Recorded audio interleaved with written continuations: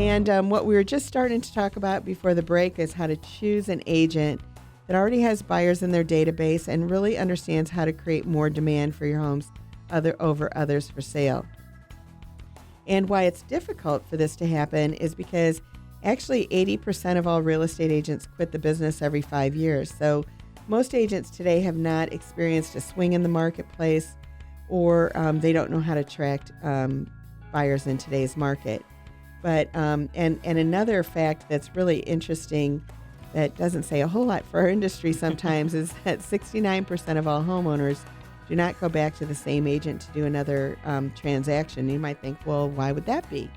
And we've got those reasons. So you want to go through some of those reasons for us? Yeah, reasons people don't go back to their agent: poor communication, overpromised, underdelivered, promised a selling price far from reality, promised speed of sale far from reality, were less experienced than they presented themselves, wasted a lot of time showing the home to an unqualified possible buyer, left out a critical detail, lack of professionalism, hard to get a hold of, didn't market the home properly, never showed the home, possibly too pushy.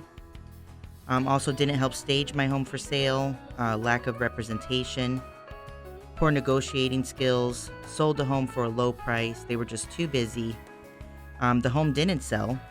They didn't do anything that I couldn't have done, like that they couldn't have done themselves, and didn't keep in touch, no feedback.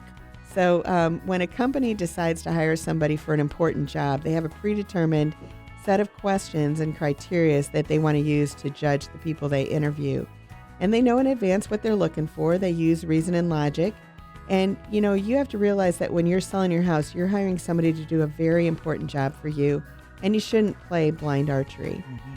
You need to know in advance the kind of agent you want, the things that are most important to you, and the smart questions that you ask. And there are 4 mistakes that people make that we'll go into some detail here, but why don't you go ahead and list the 4 mistakes that most people make?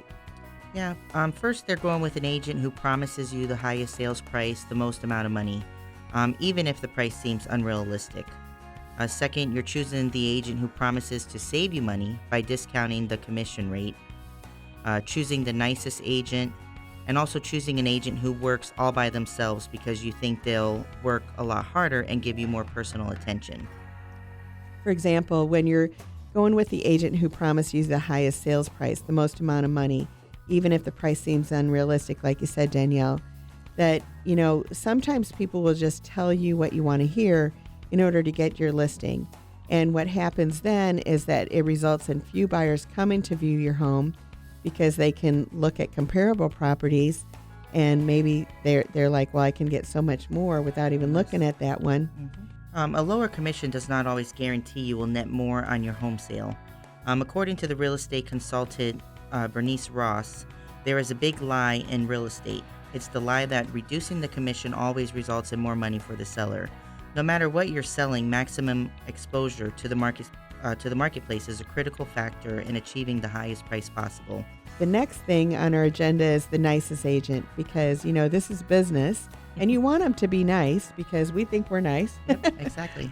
But it doesn't necessarily qualify them to do the job just because they're nice. Personality is not going to make very much difference if you discover that they don't have the marketing expertise to market your home properly. So it sits on the market and doesn't sell, or sells for lower than market value. And the last thing that people choose is an agent who works by themselves because they think they'll work harder and give you more personal attention.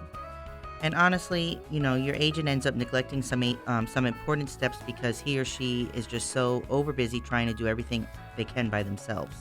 And you end up with an inferior result.